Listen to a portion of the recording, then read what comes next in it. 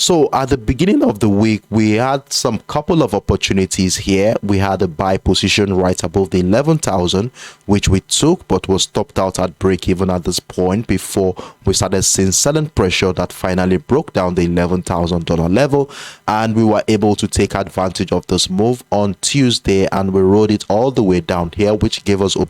And during the live session yesterday, we were around the hold on a second, we were around here during the live session yesterday, around the $10,900 level.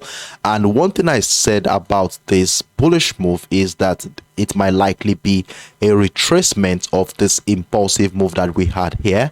So we were able to identify a sell window sitting right around the 10,900 and the 11,000 area, where we said we shall be looking out for selling opportunities which might come in the form of a reversal pattern to join another wave of bearish momentum. And in fact, we had our TP target sitting somewhere around the $10,650 level.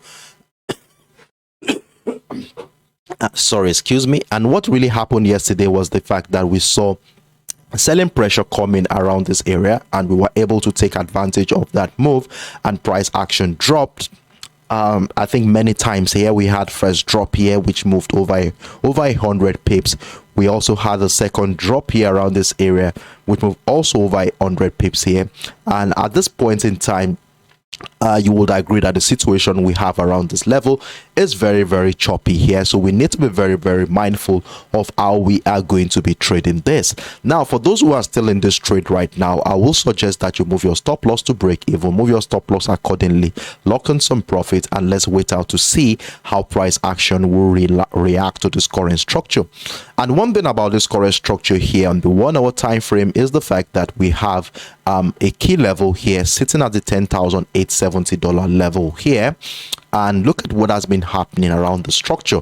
Remember, the structure was the support level for this week. This was where this was the lowest point at the beginning of this week, and this was the highest point at the beginning of this week. So we had the resistance level at 11,060, and we had a support level at the 10,870 level. And if you notice what has been happening here in the last 48 hours, we can see we have been witnessing sharp rejection of the 10,870 by the buyers, giving us a clue that there is a tendency that buyers are likely going to be coming in at this point. So what we simply saw here is a consolidation phase between the $11,000 level and the 10,870, giving us a clue that there is an indecision in this market. And whenever we have this kind of flat channel structure, the next thing we want to be doing is to remain patient, where we are going to be waiting out for either a breakout of that structure to give us an opportunity to buy, or a breakdown of that structure to give us an opportunity to sell. So what we are going to be doing here, if you are already in this trade, move your stop loss to break even at this point, lock in some profit. And if you are yet to be in this trend, then I will suggest that you remain patient here as we look out for either a breakdown of the 10,870 to join that decline to the downside, or a breakout of the $11,000 area to give us an opportunity to buy the USTECH for today. So this is what we are going to be looking forward to for today. So let's remain patient here and wait out for the structure to mature before joining any potential opportunity on the USTECH. Now, for you to understand the importance of the $11,000 level, I would like to scale up to the daily time frame. Let's quickly run through what it looks like on the daily time frame. I mean the $11,000 area, so that you can understand the significance and importance of this level. Now, on the daily time frame, during the beginning of this week, we identified this bearish trend line.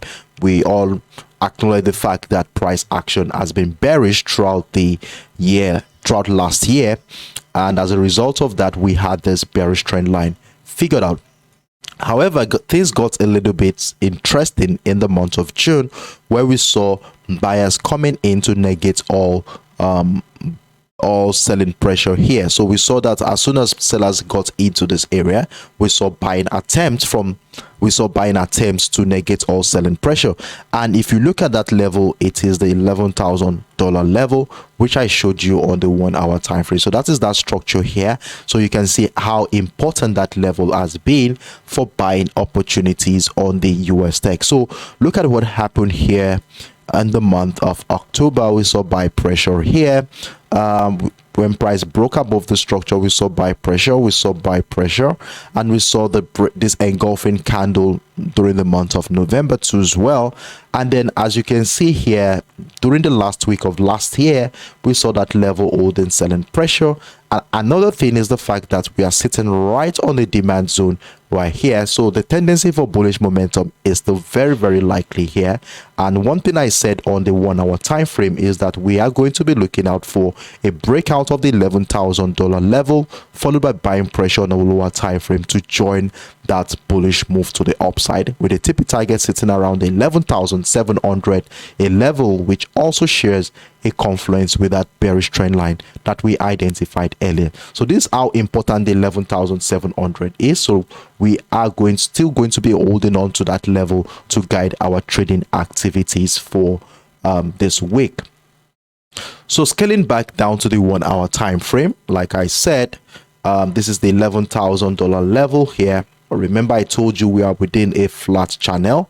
Resistance level, the 11,000, the support level 10,870. So we said we are going to be waiting out for a breakout of the 11,000 to give us an opportunity to buy the USTECH. So we are going to be patient for this, and if price breaks down the 10,870, we want to be looking out for selling opportunities with a TP target sitting between the 10,680 and the $10,600 level.